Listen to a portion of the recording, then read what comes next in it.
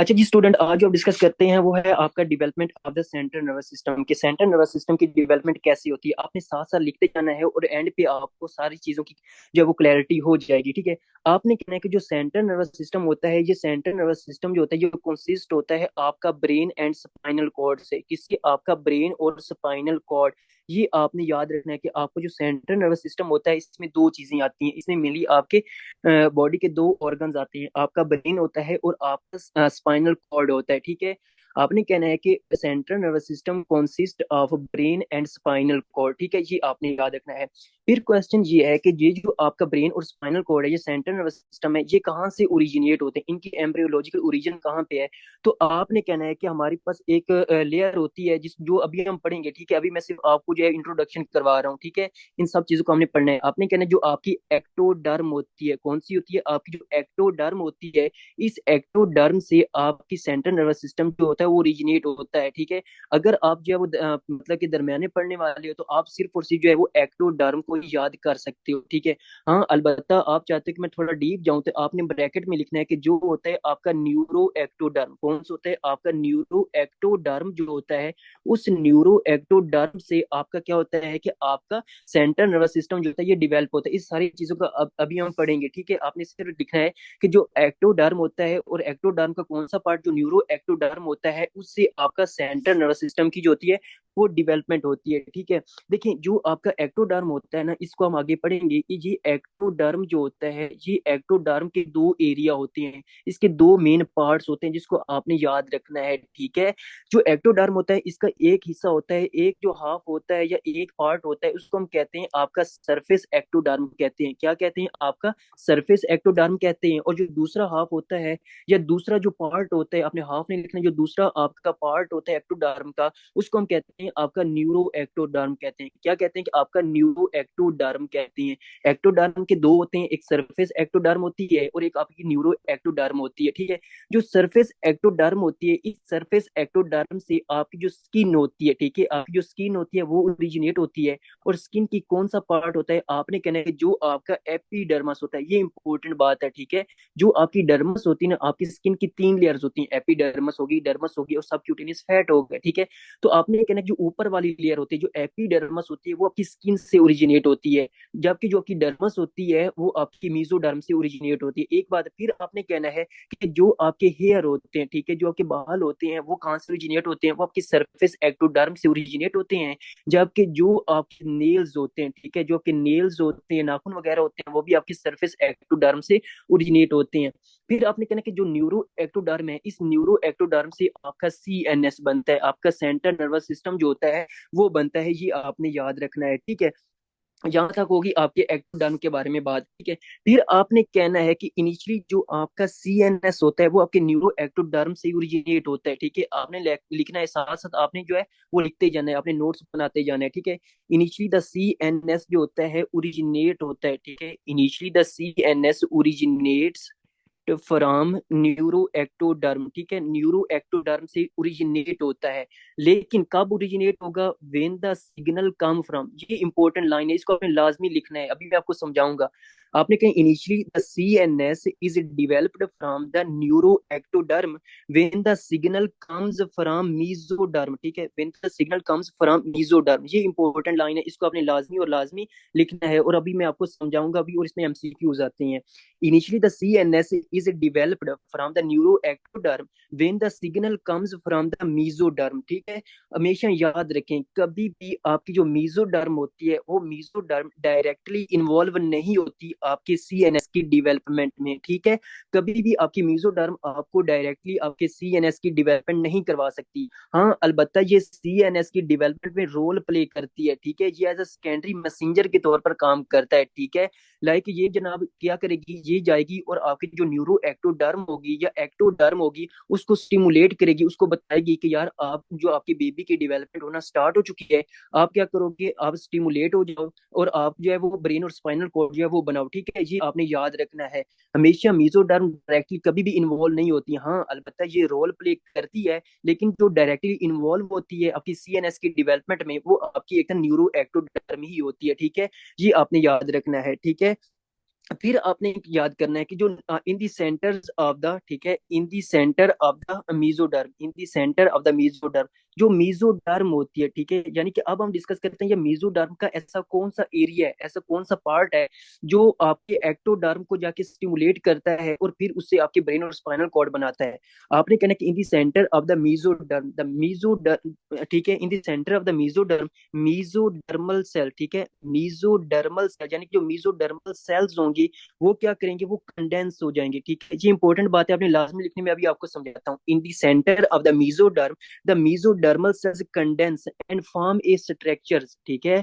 आपकी जो मीजोडर्म होगी, जो एक लेयर होगी, जो भी हम पढ़ेंगे, उसके सेंटर में जो उसके मीजोडर्मल सेल होंगे वो कंडेंस हो जाएंगे, वो एक जगह इकट्ठे हो जाएंगे और एक स्ट्रक्चर्स बनाएंगे, ठीक है। ये क्या बनाएंगे, एक स्ट्रक्चर्स बनाएंगे, और उस स्ट्रक्चर्स को हम क्या कहते हैं, आपने लाजमी स्ट्रक्चर को लिखना है, और इस स्ट्रक्चर्स को हम कहते हैं आपका नोटोकोड, ठीक है। क्या कहते हैं कि आपका नोटोकोड कहते हैं, ठीक है, ये आपने कहना है, ठीक है। Like in the centre of the mesodermal cell जो होंगे वो आपके क्या होंगे, वो कंडेंस हो जाएंगे, और कंडेंस होने के बाद वो क्या करेंगे, आपकी नोटोकोड बनाएंगी। अब ये जो नोटोकोड होती है यही आपका मीजोडर्म का पार्ट होता है, जो आपकी एक्टोडर्म को स्टिमुलेट करता है, फिर एक्टोडर्म को न्यूरो एक्टोडर्म में कन्वर्ट करता है, और न्यूरो एक्टोडर्म से आपके सीएनएस यानी कि आपका ब्रेन और स्पाइनल कॉर्ड बनता है, ठीक है। ये आपने लाजमी लाजमी याद करना है, ठीक है। अभी हम डिस्कस करते हैं जो आपका लाइक, ये जो अभी हमने डिस्कस किया कि आपके ये मतलब ये होते हैं कि एक्टोडर्म होती है या आपकी न्यूरो एक्टोडर्म, इसका सीन क्या है, यानी कि ये क्या चीजें हैं। आई होप सो कि आपने यहाँ तक लिख लिया होगा, ठीक है, और आपको कुछ थोड़ी बहुत समझ भी आ चुकी होगी, लेकिन अब आपको जो है एग्जैक्टली समझ आना स्टार्ट हो जाएगी, ठीक है। आपने क्या कहना है कि आपने कहना है कि क्या होता है कि जब आपका एक मेल होता है, ठीक है, जो बिल्कुल जो है वो ABC से जो है हम स्टार्ट करते हैं, ठीक है। जो आपके एक मेल होता है और आपकी क्या होती है कि आपकी एक तरह से एक फीमेल होती है, ठीक है, ऐसे ही है ना। तो मेल से क्या आते हैं, मेल से आपको पता है कि आपके जो स्पर्म्स होते हैं वो स्पर्म्स कहाँ से आते हैं, वो स्पर्म्स आपके आपके मेल से आते हैं, जबकि जो आपकी फीमेल होती है इससे क्या आते हैं, इससे आपके एग्स आते हैं, ऐसे ही है ना। जो मेल होता है उससे क्या आते हैं, उस मेल से आपके स्पर्म्स आते हैं, जबकि आपके फीमेल से क्या आते हैं, आपके एक तरह से एग्स आते हैं, ठीक है। जब आपके स्पर्म्स और प्लस जो आपके एग्स होंगे ये मिलेंगे, तो इस प्रोसेस को हम क्या कहते हैं, इसको हम कहते हैं आपकी फर्टिलाइजेशन हो चुकी है। क्या हो चुकी है कि आपकी फर्टिलाइजेशन हो जाती है, यानी कि जब स्पर्म्स और एग्स मिलेंगे इस दौरान आपकी क्या हो जाएगी, इस प्रोसेस को, यानी कि जो स्पर्म्स और एग्स मिलेंगे इसको हम कहते हैं आपकी फर्टिलाइजेशन कहेंगे, ठीक है। जब फर्टिलाइजेशन हो जाएगी, जब स्पर्म और एग्स की फर्टिलाइजेशन हो जाएगी, तो इससे एक स्ट्रक्चर्स बनता है। और अभी आपने इस सारी चीजों को लिखना लाजमी और लाजमी लिखना है, ठीक है। मैं दोबारा इसलिए कह रहा हूँ कि आपने नोट्स बनाने हैं, इससे हम आपका स्ट्रक्चर बनेगा जिसको हम कहते हैं आपका जाइगोट कहते हैं। क्या कहते हैं, ये जाइगोट कहते हैं। और इसके ऊपर जो आपने लिखना है ना, ठीक है, लाइक जो जाइगोट बनता है ये आपका फर्स्ट वीक में बनता है, ठीक है। ये आपने कहना है कि इसमें बहुत सारी और डिटेल है, लेकिन वो हम रिप्रोडक्टिव सिस्टम में पढ़ेंगे। अगर आपको यहाँ तक समझ आ जाएगी ना, तो आपके रिप्रोडक्टिव सिस्टम जब हम पढ़ेंगे तो उसकी एम्ब्रियो आपको समझना आसान हो जाएगी, ठीक है। वीक 1 पे आपका क्या बन गया, आपका एक स्ट्रक्चर बनता है जिसको हम कहते हैं जाइगोट कहते हैं, ठीक है। फिर क्या होता है कि जब बेबी की उम्र जो होती है वो सेकंड वीक में चला जाता है, लाइक जो बेबी होती है उसकी उम्र 2 वीक हो जाती है या वो आपके सेकंड वीक में चला जाता है, तो जो आपका जाइगोट होता है, इस जाइगोट से क्या होता है, इस जाइगोट से जो होते हैं दो स्ट्रक्चर्स बनते हैं, ठीक है। इस जाइगोट से मजीद दो स्ट्रक्चर्स बनते हैं, और उन स्ट्रक्चर्स को हम कहते हैं आपकी बाई लेमिनार डिस्क, ठीक है। ये आपने समझना कि आपके जाइगोट से दो स्ट्रक्चर बनेंगे जिसको हम कहते हैं आपकी बाई लेमिनार डिस्क, यानी कि बाई का क्या मतलब होता है, दो, और दो डिस्क बनेंगी, ठीक है। अब हम देखते हैं कि यार वो बाई लेमिनार डिस्क जो होती हैं या दो आपकी डिस्क हैं वो कौन कौन सी है। तो आपने कहना है कि एक ऊपर वाली डिस्क होती है, ठीक है, जिसको हम कहते हैं कि आपकी एक तरह से एपीब्लास्ट कहते हैं। क्या कहते हैं, ये सारी चीजें अब आपको समझ आ जाएंगी। एपीब्लास्ट कहते हैं, ठीक है। और जो आपकी नीचे वाली लेयर होती है, ठीक है, उसको हम कहते हैं आपका एक तरह से हाइपोब्लास्ट कहते हैं, ठीक है। क्या कहते हैं कि आपका हाइपोब्लास्ट कहते हैं, ठीक है। जो एपीब्लास्ट, देखो ब्लास्ट का क्या मतलब होता है, ब्लास्ट का मतलब ये होता है कि ऐसे सेल्स, ठीक है, ऐसे सेल्स होते हैं जिन्होंने क्या करना होता है, जिन्होंने आपके जो आपकी स्ट्रक्चर यानी कि जो भी आपके स्ट्रक्चर बन रहे होते हैं, ठीक है, उनको जो सेल बना रहे होते हैं वो आपके ब्लास्ट होते हैं, ठीक है। Blast are the structure forming cells होते हैं। जिस तरह आपको पता है कि जो आपके बोन के सेल्स होते हैं, जो बोन फार्मिंग सेल्स होते हैं, उनको हम ओस्टियोब्लास्ट कहते हैं, ठीक है। और इस तरह जो एपीब्लास्ट हो गए ये भी फ्यूचर में जाके एक स्ट्रक्चर बनाएगी, ठीक है, उसको हम अभी डिस्कस करेंगे। और हाइपोब्लास्ट भी फ्यूचर में जाके एक स्ट्रक्चर बनाएगी, ठीक है। अभी तक आपने देख लिया कि सेकंड वीक में क्या हुआ कि आपकी बाइलेमिनार डिस्क बन गई, और उसको हम एक एपीब्लास्ट होता है और आपका एक तरह से हाइपोब्लास्ट होता है, ठीक है। जैसे ही इस बेबी की उम्र जो होगी वो थर्ड वीक होगी, जैसे ही आपके 3 हफ्तों का हो जाएगा, ठीक है, तो जो आपकी होंगी लाइक बाइलेमिनार डिस्क, एपीब्लास्ट और हाइपोब्लास्ट जो होंगे ना, ये क्या करेंगे, ये आपके ट्राई लेमिनार डिस्क जो होगी वो बनाना स्टार्ट कर देंगे। क्या बनाएंगे, ट्राई लेमिनार डिस्क जो होंगी वो बनाएंगी। देखो ट्राई लेमिनार डिस्क का क्या मतलब होता है, यानी कि ये 3 स्ट्रक्चर्स बनाएगा। अब देखते हैं कि यार ये 3 स्ट्रक्चर कौन कौन से होते हैं। जो एपीब्लास्ट होती है ना, ये एपीब्लास्ट बनाएगी यार, जिसका जो माइक ऑन है तो वो अपने आप को म्यूट कर ले, ठीक है। अगर कोई क्वेश्चन है तो आपने पूछ लेना है। तो आपने कहना कि जो आपकी ट्राई लेमिनार डिस्क होती है, ठीक है, इस ट्राई लेमिनार डिस्क से क्या बनता है कि जो एपीब्लास्ट होती है उससे एक स्ट्रक्चर बनता है जिसको हम कहते हैं आपका एक्टोडर्म कहते हैं। क्या होता है, आपका एक्टोडर्म बनता है। अभी आपका कॉन्सेप्ट आना स्टार्ट हो गया है, जो मैंने आपको पहले लाइंस लिखवाई थी, ठीक है। इसलिए कहता हूँ कि जो मैं लिखवा रहा हूँ, ठीक है, आपने एज ए लिखते जाना है, ठीक है। Eight the end of lecture आपको हर चीज की समझ आ जाएगी। जनाब आपका क्या होता है, एपीब्लास्ट से आपकी एक्टोडर्म बनती है, जबकि जो आपका हाइपोब्लास्ट होता है, इस हाइपोब्लास्ट से एक और जो आपका स्ट्रक्चर बनता है, एक और लेयर बनती है जिसको हम कहते हैं आपकी एंडोडर्म बनती है, ठीक है। क्या बनती है कि आपकी एंडोडर्म बनती है, ठीक है। लेकिन अभी तो मैंने लिखा कि ये तो ट्राइलेमिनर डिस्क होती है, यानी कि 3 स्ट्रक्चर बनते हैं, लेकिन मैंने तो अभी 2 लिखे हैं, लाइक एपीब्लास्ट एक्टोडर्म बनती है और हाइपोब्लास्ट एंडोडर्म बनती है। तो ये एक्टोडर्म और एंडोडर्म के कॉम्बिनेशन से, इन दोनों के कंट्रीब्यूशन से, इन दोनों की हेल्प से इनके दरमियान एक और स्ट्रक्चर बनेगा, इनके दरमियान एक और स्ट्रक्चर बनेगा, और उस स्ट्रक्चर को हम कहते हैं आपका मीजोडर्म। क्या कहेंगे कि आपका मीजोडर्म कहेंगे, ठीक है। ये आपका एक्टोडर्म, मीजोडर्म और एंडोडर्म इस तरह आपके थर्ड वीक तक बनती है, ठीक है। ये किसका माइक कौन है, ग्रुप 7 सुहेल अहमद, यार ये आपके अपने आप को म्यूट कर लो प्लीज। ठीक है, आपने कहना है कि फिर क्या होता है कि जो थर्ड वीक होता है इससे ये आपके 3 स्ट्रक्चर्स बनते हैं, ठीक है। जहां पर आपने कहना है कि फर्स्ट वीक से लेकर, ठीक है, फर्स्ट वीक से लेकर थर्ड वीक तक, ठीक है, फर्स्ट वीक से लेकर थर्ड वीक तक जो आपका लाइक बेबी होता है, उस बेबी को हम कहते हैं एम्ब्रियो। ये इंपॉर्टेंट कॉन्सेप्ट है, ठीक है। लाइक अगर आपसे कोई पूछे कि यार एम्ब्रियो जो है वो उसका ड्यूरेशन क्या है, तो आपने कहना है कि फर्स्ट वीक से लेकर थर्ड वीक तक जो आपका बेबी होता है उसको हम कहते हैं आपका एम्ब्रियो कहते हैं, ठीक है।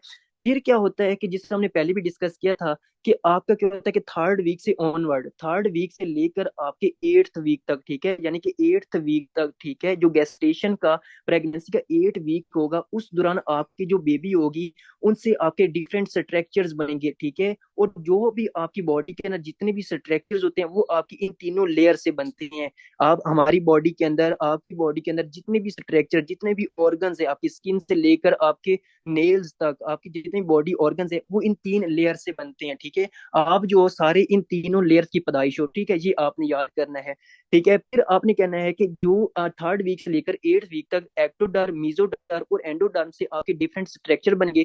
तो इस दौरान क्या होती है, आपने कहना है इस दौरान आपकी ऑर्गेनोजेनेसिस होती है, ठीक है। क्या होती है, ऑर्गेनोजेनेसिस होती है। ऑर्गेनोजेनेसिस का क्या मतलब होता है, यानी कि ऑर्गन्स की फॉर्मेशन होती है, ठीक है, ये आपने कहना है। फिर आपने कहना है कि जब आपकी बेबी की ऑर्गन्स की फॉर्मेशन हो जाती है, तो जब वो 9th वीक का हो जाता है, ठीक है, 9th वीक का हो जाता है, 9वें हफ्ते का हो जाता है, तो उसको हम कहते हैं आपका फीटस कहते हैं। क्या कहते हैं कि हम उसको आपका एक तरह से फीटस कहते हैं। ये भी इंपॉर्टेंट टर्म है कि फीटस कब कहेंगे। आपने कहना है कि यार जब आपकी बच्चे की ऑर्गेनोजेनेसिस हो जाती है, जब वो 9th वीक में चला जाता है, तो उसको हम कहते हैं आपका फीटस कहते हैं, ठीक है। फिर आपका मजीद इससे जो आपके बेबी के अंदर मजीद डेवलपमेंट होती रहती है, उससे डिफरेंट स्ट्रक्चर जो होते हैं वो बनते रहते हैं, ठीक है। जब आपका बेबी जो है वो पैदा हो जाता है, जब वो पैदा हो जाता है और अप टू 1 मंथ, ठीक है, आफ्टर डिलीवरी टू 1 मंथ, ठीक है, आफ्टर डिलीवरी टू 1 मंथ जो आपका बेबी होता है उसको हम कहते हैं आपका न्यू नेट्स कहते हैं, ठीक है, यानी कि उसको हम कहते हैं न्यू नेट्स कहते हैं। और जब आपका बेबी जो होता है वो अप टू 1 आपका ईयर हो जाता है, ठीक है, जब वो 1 साल का हो जाता है तो उसको हम कहते हैं आपका इन्फेंट्स कहते हैं, ठीक है, उसको हम इन्फेंट कह रहे होते हैं, ठीक है, ये आपने समझना है, ठीक है।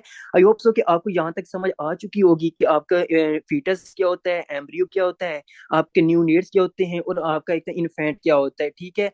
वो फिर टोटल टोटल वगैरह होते हैं, उसकी अलग टर्म्स जो हम रिप्रोडक्टिव सिस्टम में पढ़ेंगे, ठीक है।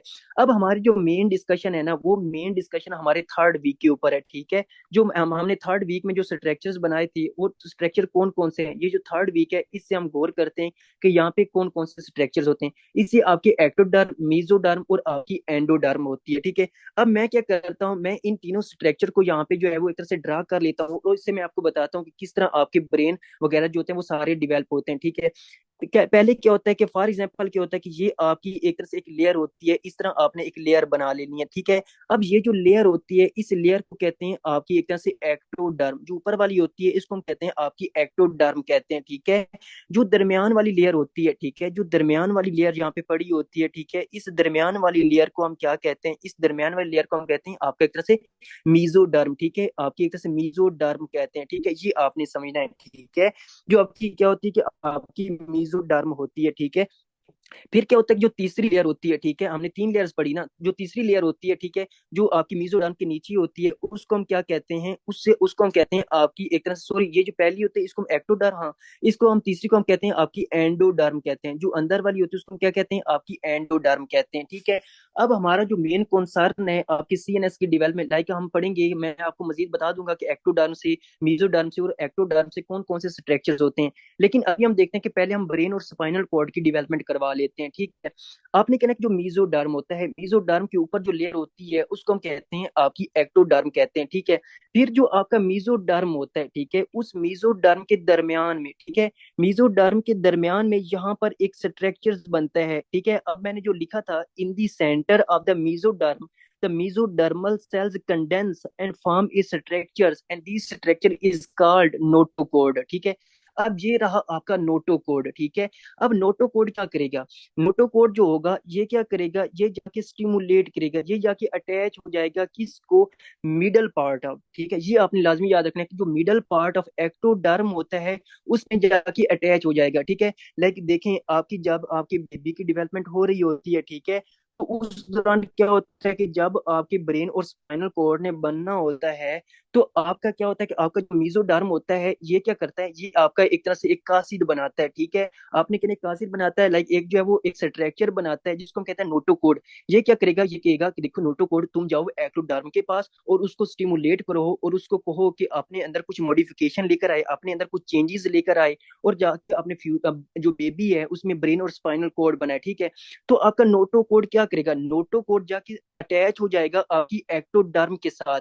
और जब आपका नोटो कोड प्लस एक्टोडर्म मिलते जब जब भी आपका नोटो कोड और एक्टोडर्म मिलते हैं, तो इससे जो स्ट्रक्चर बनता है, ठीक है, इन दोनों के कॉम्बिनेशन से, इन दोनों के कम्प्लेक्स जो होता है उसको हम कहते हैं न्यूरो एक्टोडर्म। क्या होता है कि आपका न्यूरो एक्टोडर्म, अब आपको समझ आ गई कि न्यूरो एक्टोडर्म का क्या सीन होता है, ठीक है। ये आपने कहना है, देखो आपने क्या कहना है कि जो आपका नोटो कोड होता है, नोटो कोड आपके एक्टोडर्म के मिडल में जाके दरमियाने पार्ट में जाके अटैच हो जाएगा और उसको स्टिमुलेट करेगा। जब उसको स्टिमुलेट करेगा और उसके साथ आपके एक्टोडर्म के साथ अटैच हो जाएगा, तो उससे एक जो इन दोनों की कॉम्बिनेशन से जो स्ट्रक्चर बनेगा उसको हम कहते हैं कि आपका न्यूरो एक्टोडर्म कहते हैं, ठीक है, न्यूरो एक्टोडर्म कहते हैं। अब जो आपका नोटो कोड होगा, नोटो कोड क्या करेगा, नोटो कोड जो होगा आपकी एक्टोडर्म में जो होगा कुछ आपकी मॉडिफिकेशन लेकर आ गया, वो मॉडिफिकेशन कुछ चेंजेस जो होंगी वो लेकर आएगा। वो चेंजेस कौन कौन सी होगी, अब नोटोकोड क्या करेगा, एक्टोडर्म के अंदर कुछ सेल्स को पकड़ेगा, यानी कि आपके एक्टोडर्म आपकी डिफरेंट सेल से बनी हुई है ना, ठीक है, तो आपको ये कॉमन सेंस की बात है। वो क्या करेगा, इधर उधर से आपके एक्टोडर्म से सेल्स पकड़ेगा और उन सेल्स को आपके यहाँ पर अरेंज करना स्टार्ट कर देगा, ठीक है। लाइक उन सारे सेल्स को आपकी एक्टोडर्म के मिडल में अरेंज करना स्टार्ट कर देगा, इस तरह अरेंज करना स्टार्ट कर देगा, ठीक है।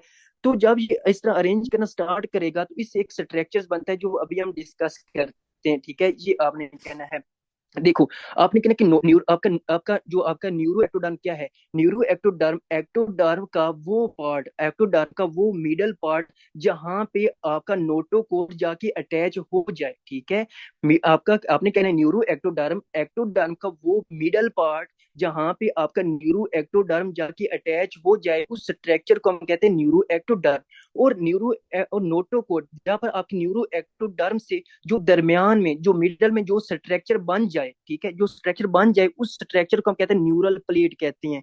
क्या कहते हैं उस स्ट्रक्चर, उसको उसको लाइक उसको क्या कहते हैं, आपका न्यूरल प्लेट कहते हैं, ठीक है। अब ये रही आपकी न्यूरल प्लेट, की न्यूरल प्लेट का ये सीन होता है, ठीक है। वो पार्ट, ठीक है, जो जहाँ पे आपका न्यूरो एक्टोडर्म एक्टोडर्म के साथ जाके मिल जाए और वो मिडल में हो आपके एक्टोडर्म में, उसको हम कहते हैं आपका न्यूरो एक्टोडर्म। और इससे जो स्ट्रक्चर बने मिडल में, जो स्ट्रक्चर बन जाए, उसको हम कहते हैं कि आपका, उसको हम कहते हैं न्यूरल प्लेट कहते हैं, ठीक है जी। आपने कहना है कि न्यूरल प्लेट कहते हैं। अब ये जब ये न्यूरल प्लेट बन जाते हैं, अब इस न्यूरल प्लेट से क्या होंगे कि इस न्यूरल प्लेट से आपके क्या बनेंगे, आपके ब्रेन और स्पाइनल कॉर्ड बनेंगे। अब यहाँ तक आपको समझ आ चुकी है कि मेसोडर्म ने सिग्नल दे दिया, जिसे मैंने आपको कहा था कि इनिशियली जो आपका CNS is developed when the signal come from the mesoderm. अब मेसोडर्म ने सिग्नल दे दिया, नोटोकोड से दे दिया, और ये सारा आपको पता चल गया। अब मजीद आपको जो एक्सप्लेन करने के लिए मैं क्या करता हूँ, ये दरमियान में जो आपकी, अभी यहाँ पर मैं एक और आपको बताता हूँ, ठीक है। देखो मैंने स्टार्ट में वो कहा था कि आपका जो एक्टोडर्म होता है उसमें कितनी लेयर्स होती हैं, उसमें आपकी एक सरफेस एक्टोडर्म होती है और आपकी एक होती है न्यूरो एक्टोडर्म होती है, ठीक है। अब क्या होता है कि ये जो दरमियान वाला पार्ट है, ये यहाँ तक जो पार्ट है, इसको हम क्या कहते हैं, इसको हम कहते हैं आपका न्यूरो एक्टोडर्म कहते हैं। और जो दरमियान वाला पार्ट बन गया उसको हम आपके न्यूरल प्लेट कहते हैं, ठीक है। जो इसके साइडों पे है, जो इसके साइडों पे जो स्ट्रक्चर है, ये जो साइडों पे इसका स्ट्रक्चर है, इसको हम कहते हैं आपकी सरफेस एक्टोडर्म। क्या कहते हैं कि आपका सरफेस एक्टोडर्म कहते हैं, ठीक है। सरफेस एक्टोडर्म कहते हैं, ठीक है। अब मुझे आप सारे बताओ, ठीक है, अब अपने कॉमन सेंस यूज करना है और मुझे बताना है, ठीक है। आपने मुझे बताना है, ठीक है, कि अब जो आपकी स्किन, अगर हम कलेक्टिवली कहें कि, यानी कि अगर हम कलेक्टिवली कहें कि आपकी जो स्किन होती है, आपकी हेयर होती है और आपकी नेल्स होती हैं, इनका प्रॉपर जो साइज होता है वो ज्यादा होता है, या आपके सिर्फ ब्रेन और स्पाइनल कॉर्ड का साइज होता है वो ज्यादा होता है, ठीक है। अब अगर हम कंपेयर करें कि आपके जो साइज होता है कलेक्टिवली, आपकी स्किन, हेयर और नेल्स का ज्यादा होता है, या सिर्फ और सिर्फ आपके ब्रेन और स्पाइनल कॉर्ड का जो साइज होता है वो ज्यादा होता है, जल्दी से मुझे बताएं किसका जो है वो ज्यादा होता है। हाँ जी, स्किन, हेयर और नेल्स का ज्यादा होगा, और सबको पता है, ठीक है। तो इसका मतलब ये हुआ कि अगर स्किन, नेल्स और हेयर ने बनना है तो उनके लिए न्यूरो एक्टोडर्म से अगर वो बन रहे हैं, तो न्यूरो एक्टोडर्म की सरफेस भी ज्यादा होनी चाहिए, क्योंकि उसने बहुत बड़े स्ट्रक्चर बनाने हैं। तो इसी वजह से आपने यहाँ पे लिखनी है कि जो आपकी सरफेस एक्टोडर्म होती है ये लार्जर इन साइज होती है, ठीक है। लार्जर इन साइज होती है, यानी कि इसका जो डायमीटर होता है वो लार्ज होता है। जो आपकी न्यूरो एक्टोडर्म होती है it is smaller in size, इसका जो साइज होता है वो छोटा होता है। क्यों? क्योंकि इससे आपके जो आपके सरफेस एक्टोडर्म होती है, इससे मजीद बहुत मतलब कि स्ट्रक्चर बनने होते हैं जिनका वॉल्यूम बहुत ज्यादा होता है, साइज बहुत ज्यादा होता है, तो इसलिए इसका साइज बहुत ज्यादा होता है। जबकि जो दूसरी होती है आपकी न्यूरो एक्टोडर्म, इससे सिर्फ आपका ब्रेन और स्पाइनल कोड बनना होता है, तो उसको हम इसलिए उसका साइज जो होता है वो कम होता है, ठीक है। यहाँ तक आपको समझ आ गई कि सरफेस एक्टोडर्म और आपके न्यूरो एक्टोडर्म का क्या सीन होता है, ठीक है। अब यहाँ पर एक टर्म होती है जिसको हम कहते हैं कि न्यूरोनल इंडक्शन, ठीक है। जिसको हम क्या कहते हैं कि आपकी एक तरह से न्यूरोनल इंडक्शन कहते हैं, ठीक है। न्यूरोनल इंडक्शन, न्यूरोनल इंडक्शन का क्या मतलब होता है? देखो न्यूरोनल इंडक्शन का मतलब होता है कि नोटोकोड की वो एबिलिटी, ठीक है, नोटोकोड की वो एबिलिटी कि वो एक्टोडर्म के ऊपर जाके अटैच हो जाए, एक्टोडर्म को स्टिमुलेट करे, फिर उसके मिडल में आपके मिडल में कुछ सेल्स अरेंज करे, यानी कि न्यूरल प्लेट बनाए, ठीक है। और उस न्यूरल प्लेट से आपके क्या बन जाए, फ्यूचर में आपके ब्रेन और स्पाइनल कॉर्ड बन जाए, तो उसको हम कहते हैं न्यूरोनल इंडक्शन कहते हैं, ठीक है। इस यानी कि नोटोकोड की वो एबिलिटी कि जब वो आपके आपके एक्टोडर्म के साथ जाके अटैच हो जाए और वहां पे आपकी न्यूरल प्लेट बना दे, उस सारे प्रोसेस को या उस एबिलिटी को आपका न्यूरोनल इंडक्शन कहते हैं, ठीक है। ये आपको पता चल गया कि न्यूरल इंडक्शन क्या होती है और इन सारे टर्म्स का जो होता है वो क्या क्या सीन होता है, ठीक है। अब क्या होता है कि मैं जो आपकी न्यूरल प्लेट होती है ना, इस न्यूरल प्लेट को जो है एक तरह से यहाँ पे जो है वो ले लेता हूँ और जहाँ पे ड्रा करता हूँ, ठीक है, सारी इसको, ठीक है। यानी कि ये क्या आ गई, आपने समझा कि ये आपकी एक तरह से न्यूरल प्लेट आ गई, ठीक है। अब इस न्यूरल प्लेट से अब क्या, कौन सी कुछ मॉडिफिकेशंस होती हैं, कुछ चेंजेस होती हैं, जिससे आपके फ्यूचर के ब्रेन और स्पाइनल कॉर्ड बनते हैं। अब हम देखते हैं इसके अंदर कौन सी चेंजेस होती हैं। देखिए ये जो आपकी न्यूरल प्लेट होती है ना, ठीक है, ये क्या होती है कि ये वक्त के साथ साथ जो होती है ना, ठीक है। अब आपने इसके वक्त के साथ साथ जब भी आपके बेबी की जो ग्रोथ इंक्रीज होगी, उसकी जो उम्र है वो ज्यादा से ज्यादा होती जाएगी, तो ये दरमियान से इस तरह जो है वो नीचे की तरफ मतलब कि चली जाएगी, ठीक है। ये मैंने थोड़ी सी जो होती है वो सही नहीं बनाई, ठीक है। जहाँ जिस तरह मैं अब मतलब कि बनाऊंगा ना, आपने सेम इसी तरह बनानी है, ठीक है। अब लास्ट में आपको दोबारा से समझ आ जाएगी कि मैं आपको क्यों कह रहा हूँ, ठीक है। तो क्या होता है कि जो आपकी ये जो आपकी न्यूरल प्लेट होती है ये इस तरह नीचे की तरफ आ जाती है, ठीक है। और दूसरी साइड पे भी ए इस तरह नीचे की तरफ आ जाती है, ठीक है। ये नीचे से आपकी कभी आप मिलती नहीं है, ठीक है। इसके दरमियान में पोर रह जाता है, एक सुराख रह जाता है, ठीक है। इसको आपने लाजमी समझना है, इनको आपने कभी भी ज्वाइन नहीं करवाना, ठीक है। तो इसमें क्या होता है कि जो आपकी न्यूरल प्लेट होती है वो इस तरह नीचे की तरफ जो होती है वो झुक जाती है, एक आउट ग्रोथ बनाती है, यानी कि एक स्वेलिंग बनाती है। ये जो स्वेलिंग बन जाती है इसको हम कहते हैं आपकी न्यूरोनल ग्रूव कहते हैं, ठीक है। लाइक ये जो नीचे की तरफ स्ट्रक्चर बना है इस स्ट्रक्चर को कहते हैं आपकी न्यूरोनल ग्रूव कहते हैं, ठीक है। न्यूरोनल ग्रूव क्या होता है यार, एक सुराख, मतलब कि एक जो धंसी हुई चीज होती है, ठीक है। जो मतलब कि आप जो रोडों पे देखते हो जो नीचे की तरफ झुकी हुई चीज होती है उसको हम क्या कहते हैं, आपका ग्रूव कहते हैं। क्योंकि ये आपकी न्यूरल प्लेट के अंदर हो रहा है, इसकी वजह से हम इसको कहते हैं, इसको न्यूरोनल ग्रूव कहते हैं, ठीक है। फिर क्या होता है कि इस न्यूरोनल ग्रूव जो होता है ना, ठीक है, इस जो मजीद ऊपर की तरफ जो कुछ पार्ट्स बच गए हैं, ठीक है, वो मजीद आपके जो कि वो कन्वर्ट हो जाएंगे, ठीक है। लाइक ऊपर जो अब क्या होगी कि ये आपकी इस तरह जो होगी, लाइक इस तरह बन जाएगी, ठीक है, इस तरह जो होगी ये प्लेट बन जाएगी, ठीक है। सॉरी, आपकी इस तरह एक ट्यूब बन जाएगी, ठीक है। इस ट्यूब को हम कहते हैं आपकी न्यूरोनल ट्यूब कहते हैं, ठीक है। लाइक न्यूरल प्लेट जो होती है वो कंडेंस होती है, वो उसकी मॉडिफिकेशन होती है और वो नीचे की तरफ झुक जाती है, एक ग्रूव बनाती है जिसको हम कहते हैं न्यूरोनल ग्रूव कहती हैं। और दरमियान में जो होता है उसका सुराख रह जाता है, ठीक है। फिर क्या होता है कि जो बाकी ऊपर की जो स्ट्रक्चर बच जाते हैं, ठीक है, वो मजीद कंडेंस हो जाते हैं, ठीक है। वो उनको न्यूरोनल फोल्ड कहते हैं, ठीक है। ये जो बच जाते हैं इसको हम कहते हैं न्यूरोनल फोल्ड कहते हैं। ये न्यूरोनल फोल्ड जो होते हैं ये मजीद जो होंगे, ये मजीद कंडेंस होंगे, ये मजीद इनके अंदर मॉडिफिकेशन हो जाएगी, तो ये एक इस तरह ट्यूब बना देंगे जिसको हम कहते हैं न्यूरोनल ट्यूब कहते हैं। अब ये जो न्यूरोनल ट्यूब होती है ना, ठीक है, इसके एक ऊपर से भी इसका ऊपर भी एक जो लाइक एंड है और एक नीचे भी एंड है, ठीक है। जो इसको ऊपर एंड है इसको हम कहते हैं कि आपका एंटीरियर, ये इंपॉर्टेंट बात है, इसको हम कहते हैं आपकी एंटीरियर, ठीक है। लाइक आपकी एंटीरियर होती है, या फिर हम इसको कहते हैं कि क्रेनियल कहते हैं, ठीक है। इंटीरियर या क्रेनियल या आपकी रोस्ट्रल, ठीक है। आपकी क्या होती है कि आपकी क्रेनियल होती है, एंटीरियर होती है, या आपकी एक तरह से रोस्ट्रल होती है, ठीक है। रोस्ट्रल न्यूरोपोर होते हैं, ठीक है, रोस्ट्रल न्यूरोपोर होते हैं। आपने सुना होगा कि न्यूरोपोर न्यूरोपोर होते हैं। तो अब आपको पता चल कि न्यूरोपोर क्या होते हैं। जो ऊपर वाला हाफ, जो सॉरी ऊपर वाला एंड होता है जहाँ पे ये छोटा सा सुराख है, इसको हम कहते हैं एंटीरियर या फिर क्रेनियल या फिर आपका रोस्ट्रल न्यूरोपोर कहते हैं, ठीक है। क्योंकि इससे आपके फ्यूचर का ब्रेन बनना होता है, जो हमने कल देख लिया था। जो नीचे वाला हाफ है, जो नीचे वाला मतलब कि आपका एंड है, ठीक है, जो नीचे वाला एंड है इसको हम कहते हैं आपकी पोस्टीरियर, ठीक है। जब आपके क्या कहते हैं, पोस्टीरियर कहते हैं, या फिर आपका एक तरह से कोडल, ठीक है। पोस्टीरियर या आपका कोडल आपका न्यूरोपोर कहते हैं, ठीक है। न्यूरोपोर का क्या मतलब होता है कि न्यूरल आपकी जो ट्यूब होती है उसके अंदर जो सुराख होते हैं उसको न्यूरोपोर कहते हैं। जो ऊपर की तरफ होगा उसको हम रोस्ट्रल न्यूरोपोर कहेंगे, जो नीचे की तरफ होगा उसको हम पोस्टीरियर जो कोडल न्यूरोपोर कहेंगे, ठीक है। अब हम देखते हैं कि यार ये जो न्यूरोपोर होते हैं, ठीक है, न्यूरोपोर ये कब मतलब कि आपकी इनको क्लोज होना चाहिए, ठीक है। जब ये क्लोज हो जाएंगे तो इससे प्रॉपर फिर आपका ब्रेन और स्पाइनल कॉर्ड जो होंगे वो बनेंगे, ठीक है। अब हम देखते हैं कि यार ये जो न्यूरो आपकी एक तरह से न्यूरोपोर होते हैं ये कब कब क्लोज होते हैं और कौन सी ऐसी चीज होती है जो इनको क्लोज कर रही होती है, ठीक है। तो आपने कहना है कि जो न्यूरल ट्यूब होती है, जो आपकी न्यूरोनल ट्यूब होती है, इस न्यूरोनल ट्यूब के अंदर दो पोर होते हैं, दो सुराख होते हैं।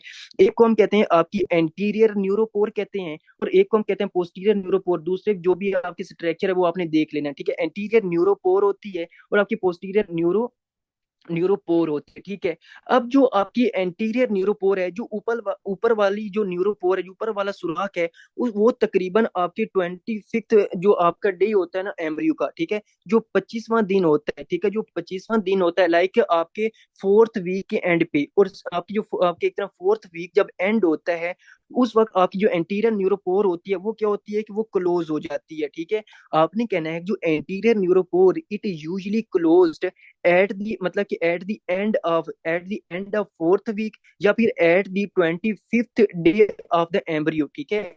25th day of the embryo जो होती है ये क्लोज हो जाती है, ठीक है। ये आपने कहना है।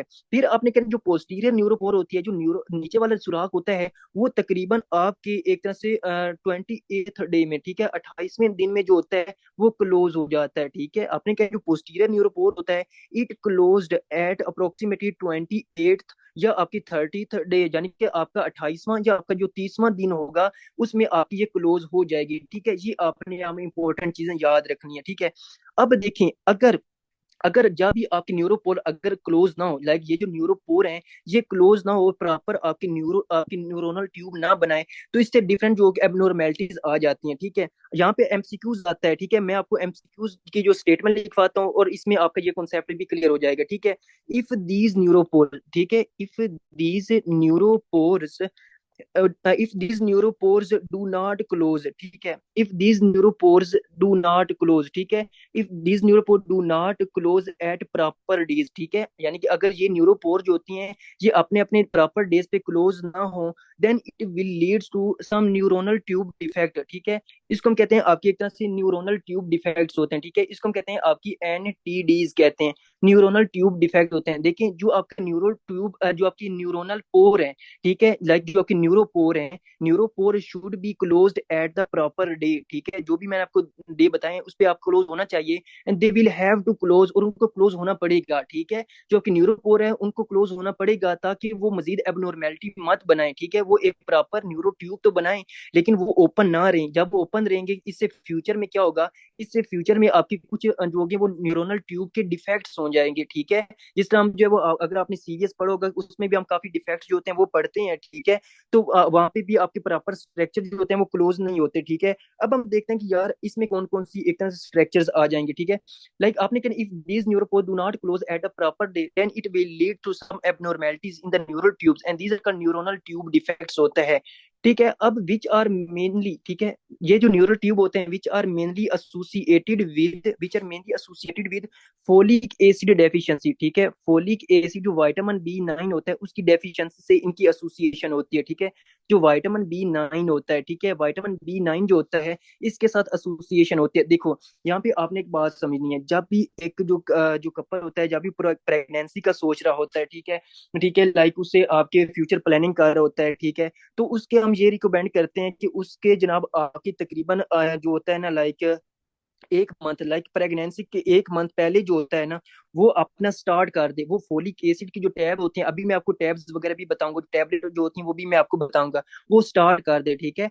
प्रेगनेंसी से एक वीक सॉरी एक मंथ पहले जो होता है वो विटामिन जो आपकी फोलिक एसिड है, जो विटामिन बी 9 है, उसको लेना स्टार्ट कर दी। उसका मकसद क्या होता है, उसका मकसद ये होता है कि यार ये जो आपकी न्यूरोनल ट्यूब के अंदर जो पोर्स रह गया है ना, ये पोर जो होते हैं ये आपकी फोलिक एसिड की मदद से क्लोज हो जाते हैं, ठीक है। अगर आप फोलिक एसिड नहीं दोगे, फोलिक एसिड नहीं दोगे, तो आपकी जो एक न्यूरोपोर होंगे वो ओपन रहेंगे, लाइक वो क्लोज नहीं होंगे, तो इसके न्यूरोनल ट्यूब डिफेक्ट्स हो जाएंगे, ठीक है। तो आपने कहना है कि जो आपकी न्यूरोनल ट्यूब डिफेक्ट होते हैं ये आपकी vitamin B 9 like folic acid की डेफिशिएंसी से होते हैं, ठीक है। अब मैं आपको कुछ टैब्स जो आपके मतलब कि टैबलेट्स वगैरह जो होती हैं वो आपको लिखवाता हूँ, जो आपको लाजमी और लाजमी रिकमेंड करनी होती है, ठीक है। आपने क्या एक टैब हमारे पास होती है जिसको हम कहते हैं कि आपकी टैब पोलीफर होती है, ठीक है। कौन सी होती है, आपकी टैब पोलीफर होती है। अब ये जो टैब पोलीफर होती है ना, इसमें क्या होता है, इसमें आयरन प्लस आपका जो फोलिक एसिड होता है, इसमें आयरन और जो आपका फोलिक एसिड होता है वो होता है, ठीक है। ये जो आपकी टैब पोलीफर होती है ना, ये मतलब कि आप टैब भी होती है और ये आपकी च्यूएबल होती है। क्या होता है कि च्यूएबल का क्या मतलब होता है कि वो अपनी जबान के नीचे रख ले और ऐसा ऐसा जिस तरह वो उसको च्यू करती रहे, ठीक है।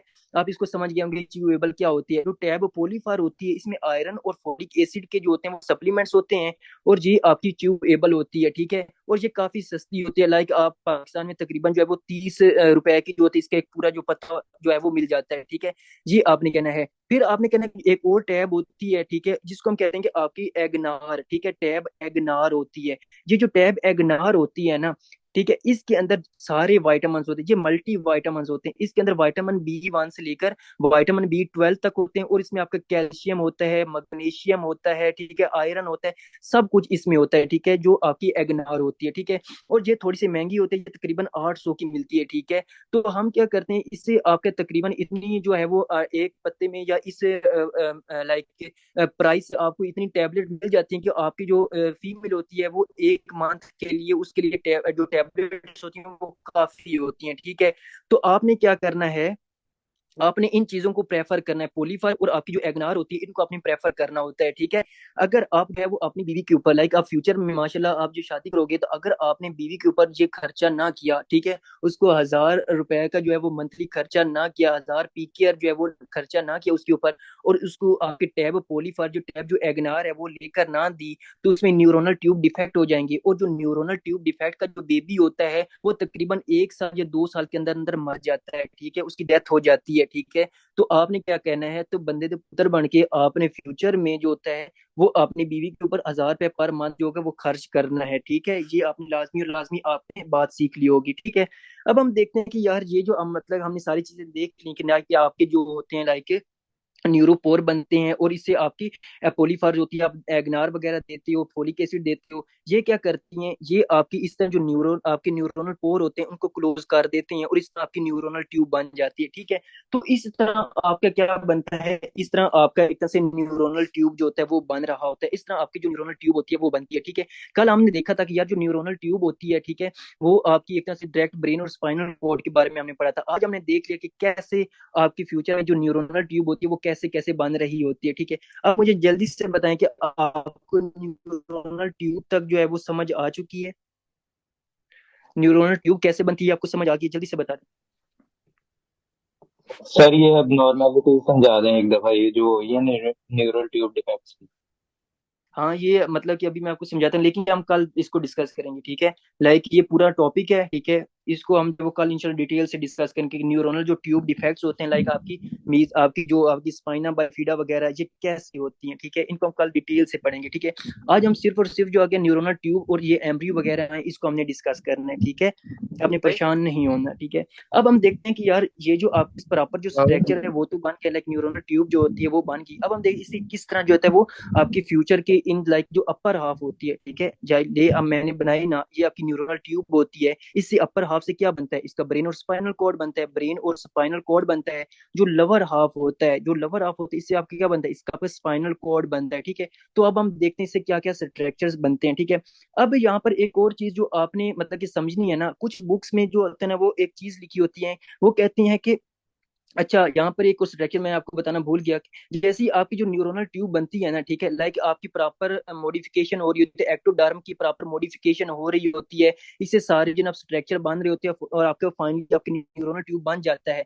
तो इस दौरान क्या होता है कि कुछ आपके एक्टोडर्म के कुछ जो सेल्स होते हैं ना, कुछ सेल जो वो शेड ऑफ हो जाते हैं, ठीक है, वो आपके एक्टोडर्म से अलग हो जाते हैं और आपकी इस न्यूरोनल ट्यूब के इर्द गिर्द आ जाते हैं, ठीक है। ये आपने यहाँ पे समझना है, ठीक है। लाइक कुछ जो सेल्स होते हैं, कुछ सेल्स होते हैं ड्यूरिंग एक्टोडर्म की मॉडिफिकेशन के दौरान, जब वो उससे आपकी न्यूरोनल प्लेट बन रही होती है, न्यूरोनल प्लेट से आपकी न्यूरोनल ट्यूब बन रही होती है, लाइक ये प्रॉपर प्रोसेस चल रहा है ना, एक प्रॉपर मैकेनिज्म चल रहा होता है, तो उसमें टूट फूट तो होगी, लाइक है। तो उस दौरान में क्या होता है कि कुछ जो आपके सेल्स होते हैं वो आपके सेल्स जो जड़ जाते हैं वो आपके शेड ऑफ हो जाते हैं, और एक्टोडर्म से और आपकी न्यूरोनल ट्यूब के इर्द गिर्द आ जाते हैं। ये जो सेल होते हैं इनको हम कहते हैं न्यूरोनल क्रेस्ट सेल्स कहते हैं, ठीक है, न्यूरोनल क्रेस्ट सेल, ठीक है। तो आपने सुना होगा कि न्यूरोनल क्रेस्ट सेल क्या होते हैं, कि आपने कहना कि ड्यूरिंग न्यूरल ट्यूब फॉर्मेशन, ठीक है, इसको इस तरह क्या होता है कि एक्टोडर्म के कुछ जो सेल्स होते हैं वो शेड ऑफ हो जाते हैं और आपकी न्यूरोनल ट्यूब के इर्द गिर्द आ जाते हैं, ठीक है। तो उनको कहते हैं न्यूरोनल क्रेस्ट सेल्स कहते हैं, ठीक है।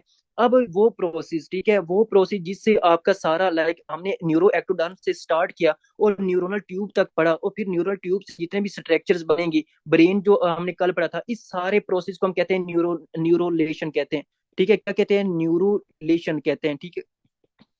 इस सारे प्रोसेस को न्यूरोलेशंस कहते हैं। ये आपने कहना है कि न्यूरोलेशन क्या होता है, ठीक है। सारा जितना भी प्रोसेस हमने पढ़ा है इसको हम कहते हैं न्यूरोलेशंस कहते हैं, ठीक है।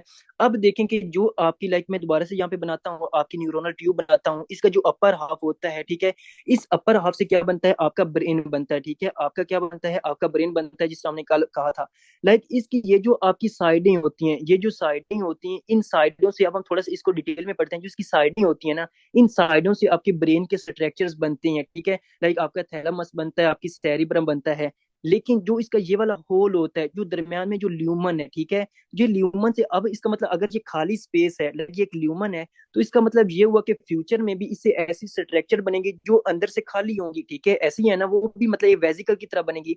तो इससे जो स्ट्रक्चर आपके फ्यूचर में जो अब चीजें बनती हैं वो बनती हैं आपकी वेंट्रिकल्स, ठीक है। जो आपकी वेंट्रिकल्स होते हैं ना, ठीक है, जो हम पढ़ेंगे, जो टोटल 4 होते हैं जिनमें आपका सीएसएफ वगैरह सर्कुलेट करता है, ठीक है।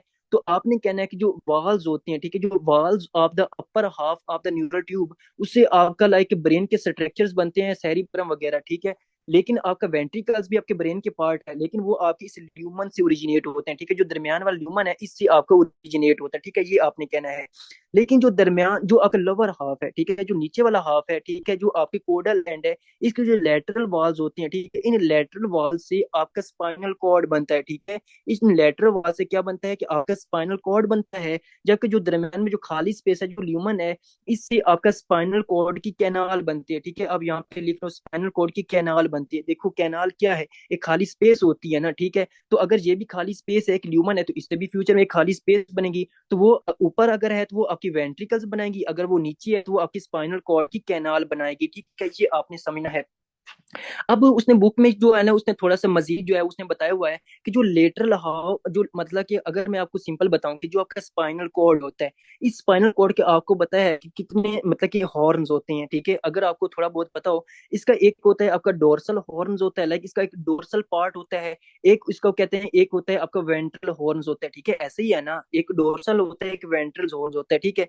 उसने ये बताया हुआ है कि जो आपकी लाइक एम्ब्रियोलॉजिकल लाइफ में, ठीक है, जो स्पाइनल कॉर्ड उसने थोड़ा सा डिटेल में बताया हुआ है कि एम्ब्रियोलॉजिकल जो आपकी लाइफ होती है उसमें जो लेटरल वॉल्स होती हैं, उस लेटरल वॉल से एक आपकी आपके स्पाइनल कॉर्ड तो बनता है। उस स्पाइनल कॉर्ड का जो आपका एक तरह से डोर्सल हॉर्न्स है, ठीक है, उसको हम कहते हैं देखें, जो एम्ब्रियोलॉजिकल लाइफ में आपका जो डोर्सल हॉर्न्स होता है उसको हम कहते हैं आपकी एलर प्लेट कहते हैं। क्या कहते हैं उसको, कहते हैं एलर प्लेट कहते हैं। और दरमियान में आपने लिखना है कि आपका डोर्सल, लाइक जो आपके डोर्सल पार्ट होगा स्पाइनल कॉर्ड का, उसको हम एम्ब्रियोलॉजिकल लाइफ उसको एलर प्लेट कह रहे होते हैं, ठीक है। और एलर प्लेट यानी जो डोर्सल पार्ट होता है, ठीक है, ये आपका क्या करता है, आपको पता है कि जो आपकी सेंसरी इंपल्सेस होती हैं, ठीक है, आपको पता है कि एक सेंसरी होती है, मोटर आपकी मोटर होती है, आपने एफएससी में पढ़ा होगा कि जो आपकी एलर प्लेट होती है जिसने फ्यूचर में जाके आपका डोर्सल हॉर्न बनाना होता है, वो आपकी सेंसरी इंपल्स को जो है वो कंडक्ट कर रहा होता है, आपके ब्रेन तक पहुंचा रहा होता है, ठीक है। जो एक और प्लेट उसने बताई हुई है उसको हम कहते हैं कि आपकी बेसल प्लेट, ठीक है, क्या कहते हैं कि आपकी एक तरह से होती है बेसल प्लेट होती है, ठीक है। ये बेसल प्लेट जो होती है ये आपकी वेंट्रल होती है, ठीक है, जो आपकी एंटीरियर होती है, ठीक है। लाइक आप जो एंटीरियर हॉर्न होता है, जो वेंट्रल हॉर्न होता है, उससे क्या बनता है, उससे आपके उसको हम एम्ब्रियोलॉजिकल लाइफ में बेसल प्लेट कहते हैं। और आपको पता है कि जो एंटीरियर होती है, जो वेंट्रल होती है, उससे आपकी एक तरह से मोटर इम्पल्सेस जो होती हैं वो पास आउट होती हैं, ठीक है। ये आपने कहना है, ठीक है। फिर आपने कहना है कि जो आपका लाइक जो एलर प्लेट को जो एक जीन बना रहा होता है, ठीक है, हमारे बहुत सारे जिस तरह हम जेनेटिक्स में पढ़ा था बायोकेम में, वहाँ पे सारी चीजें हमने डिस्कस की थी कि वहाँ पे लाइक वो जेनेटिक्स का पोर्शन था, तो वहाँ पे हमारा डिस्कस करना बनता था। अब यहाँ पर तो सिर्फ मैं आपको बता सकता हूँ जीन्स के बारे में, ठीक है।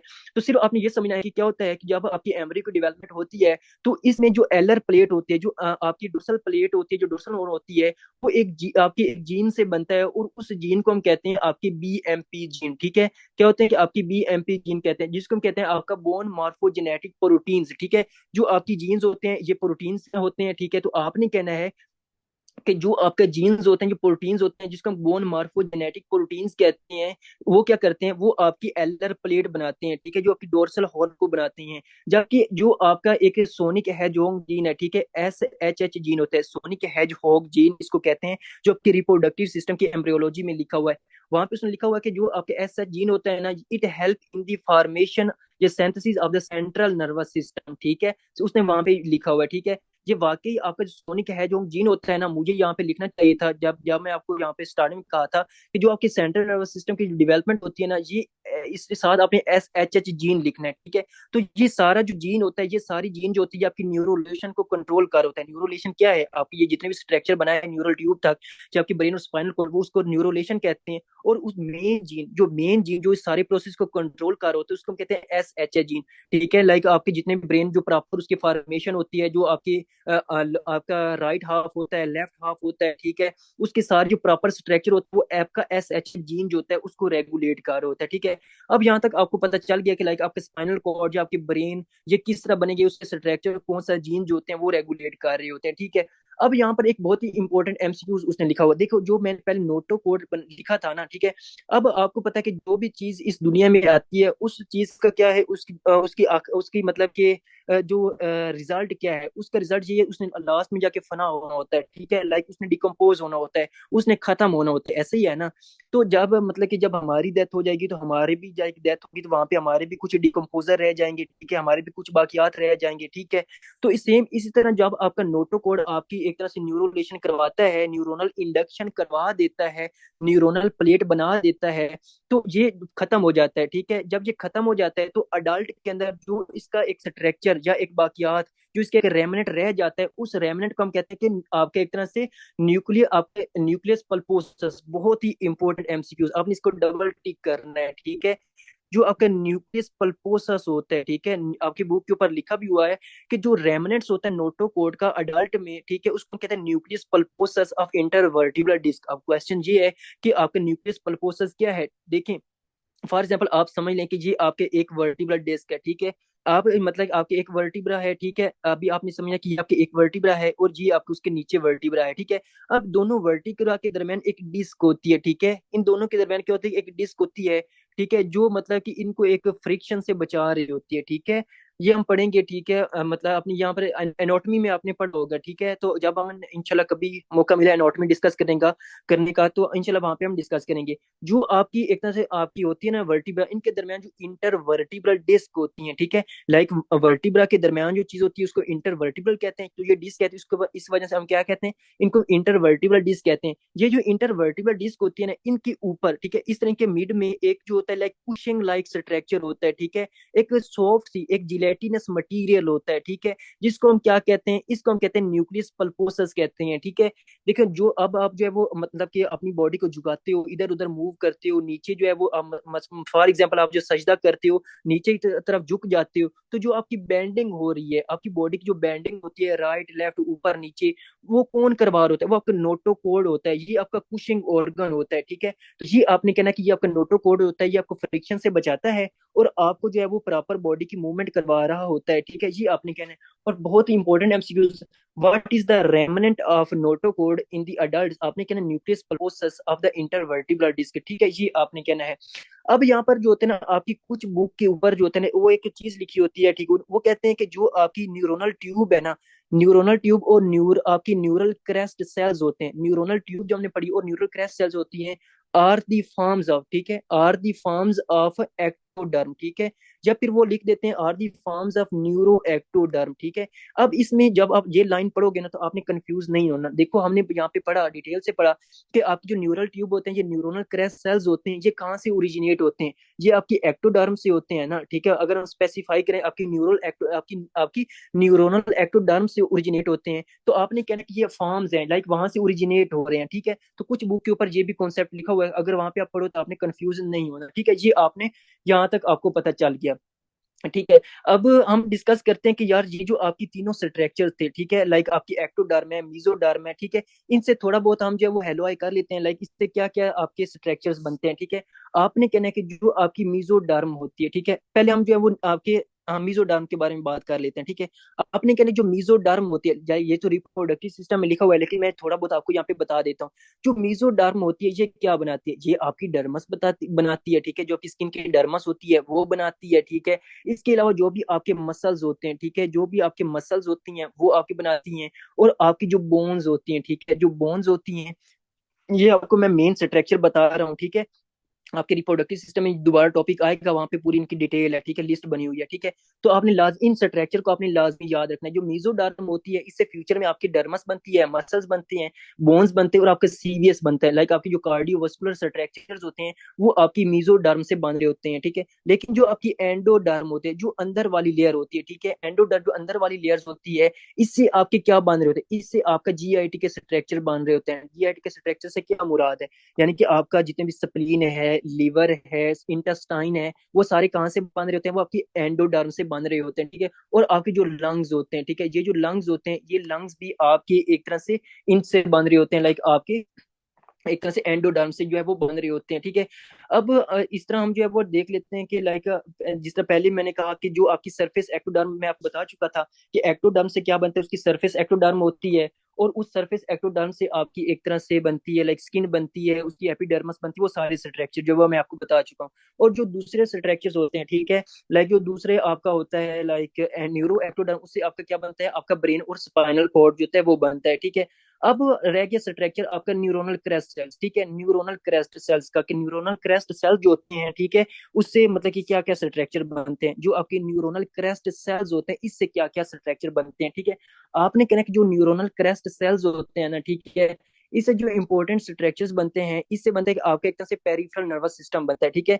इससे आपके न्यूरोनल, ठीक है, अपनी कनेक्ट जो आपकी एक तरह से न्यूरोनल क्रेस्ट सेल्स होते हैं, इस न्यूरोनल क्रेस्ट सेल से आपका क्या बनता है, आपका पेरिफेरल नर्वस, एक तो पेरिफेरल नर्वस सिस्टम बनता है, ठीक है। एक तो आपका पेरिफेरल नर्वस, एक सेंट्रल नर्वस सिस्टम होता है जिसमें आपका ब्रेन और स्पाइनल कॉर्ड होता है, और एक दूसरा स्ट्रक्चर होता है, ठीक है, जिसको हम क्या कहते हैं, उसको आपका पेरिफेरल नर्वस सिस्टम, जिसमें आपका ऑटोनोमिक नर्वस सिस्टम वगैरह आ जाते हैं, ठीक है।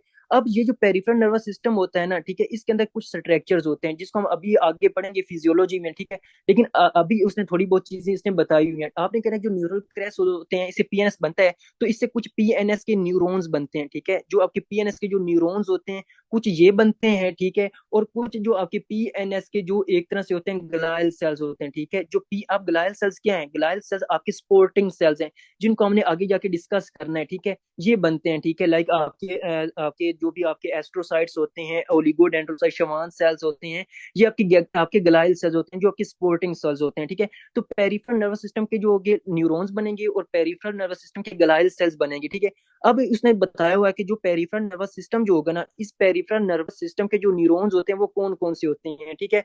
आपने सबसे इंपॉर्टेंट जो इसमें याद रखना है, ठीक है, वो होता है आपका एक तरह से ऑटोनोमिक गैंग्लिया, ठीक है।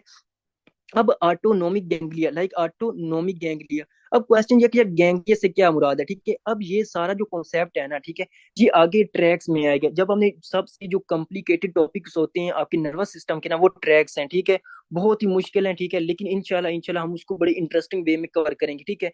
तो आपने सिर्फ कहना है कि जो आपके न्यूरॉन्स होते हैं, ठीक, आपके जो न्यूरॉन्स के जो एक्सोनल बॉडीज होती हैं, उनकी जो कलेक्शन होती है outside the central nervous system, उनको हम गैंग्लिया कहते हैं, ठीक है। सिर्फ आपने याद रखना है, अगर नहीं भी समझ आई, ठीक है, ठीक है, तो आपने परेशान ही ना, इनको फिजियोलॉजी में हमने डिटेल से पढ़ना है, ट्रैक्स में हमने पढ़ना है, ठीक है। बहुत ही मतलब कि वो मुश्किल है इसका, लेकिन हम उसको इंशाल्लाह डिटेल से पढ़ेंगे। तो आपने कहना है कि इसके ऑटोनोमिक गैंग्लिया बनाता है। ऑटोनोमिक गैंग्लिया क्या है, आपने कहना है कि ये गैंग्लिया क्या है, आपने क्या पेरिफेरल नर्वस सिस्टम के जो न्यूरॉन्स होते हैं उनको हम गैंग्लिया कहते हैं। अब ऑटोनोमिक में कौन कौन सी चीजें आती हैं, ठीक है, लाइक ऑटोनोमिक में क्या क्या चीज है, आपने कहना है कि ऑटोनोमिक नर्वस सिस्टम, आपको पता है कि इसमें आपका सिंपैथेटिक नर्वस सिस्टम आता है, ठीक है, सिंपैथेटिक नर्वस सिस्टम आता है, पैरा सिंपैथेटिक नर्वस सिस्टम आता है, और जो आपका जीआईटी का सिस्टम है, जो आपका जीआईटी का सिस्टम है, जिसको हम इंटेरिक नर्वस सिस्टम कह रहे होते हैं, ठीक है। लाइक आपका जो और बैच प्लेक्सिस होते हैं, मीजनर प्लेक्सिस होते हैं, वो क्या होते हैं, वो आपके जीआईटी के सिस्टम है, जो हम जीआईटी की फिजियोलॉजी में पढ़ेंगे। तो आपने कहना है कि जो आपका ऑटोनोमिक गैंग्लिया होते हैं, उसमें आपका sympathetic nervous system, parasympathetic nervous system, और जो आपके होते हैं लाइक एंटेरिक नर्वस सिस्टम जो होते हैं, उनके जो होते हैं वो स्ट्रक्चर्स आते हैं, ठीक है, वो स्ट्रक्चर्स बनते हैं, ठीक है। फिर आपने कहना है कि जो आपका लाइक इससे एक और स्ट्रक्चर बनता है, ठीक है, जिसको हम कहते हैं आपकी डोर्सल रूट गैंग्लिया, ठीक है। अब डोर्सल रूट गैंग्लिया होता है, ये आपके अभी जो होगा वो मैं डिटेल में डिस्कस नहीं करूंगा, क्योंकि ये ट्रैक का कॉन्सेप्ट है, ठीक है। जो ट्रैक वाले कॉन्सेप्ट आएंगे, लाइक आपका डोर्सल मतलब कि आपका होता है, ठीक है, जिसको डीईएमएस वगैरह हम कह रहे होते हैं, ठीक है।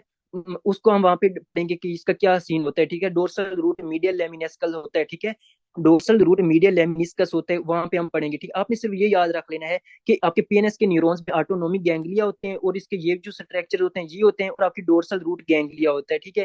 फिर आपने कहना है जो पीएनएस के ये इंपॉर्टेंट चीज है कि पीएनएस के अभी हमारे जो ग्लाइल सेल्स होते हैं ना, कुछ ग्लाइल सेल जो सपोर्टिंग सेल्स होते हैं, वो आपके ब्रेन और आपके ब्रेन में और स्पाइनल कॉर्ड में होते हैं, ठीक है। और कुछ जो आपके होते हैं ना ग्लाइल सेल, वो आपके पेरिफेरल नर्वस सिस्टम में होते हैं, ठीक है।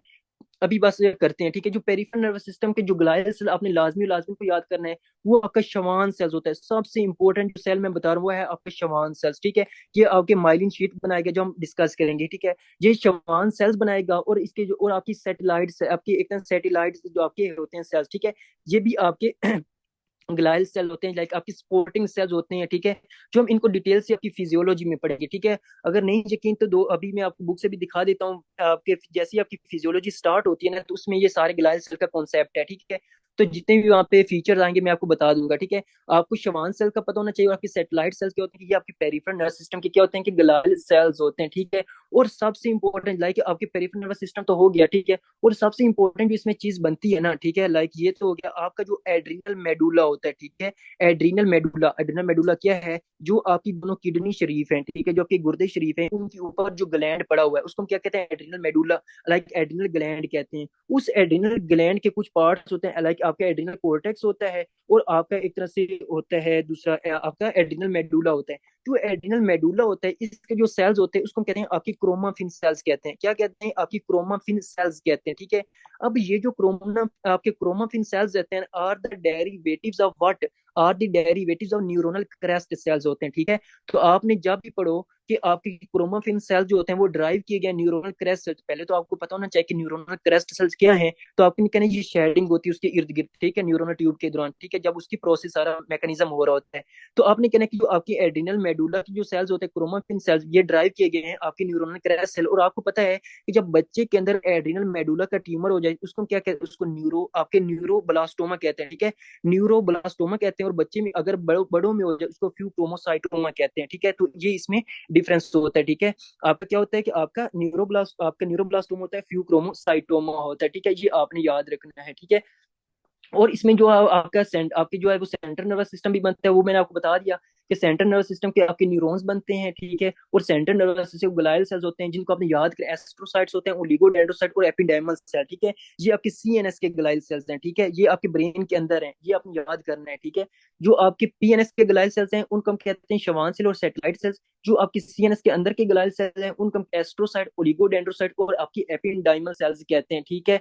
और यहाँ तक आपको था आपका न्यूरोनल ट्यूब और इसकी सारी फिजियोलॉजी, ठीक है। और अब मैं दूसरा टॉपिक पढ़ना था brain mall formation, but shortage of time की वजह से वो हम डिस्कस नहीं कर चुके, ठीक है।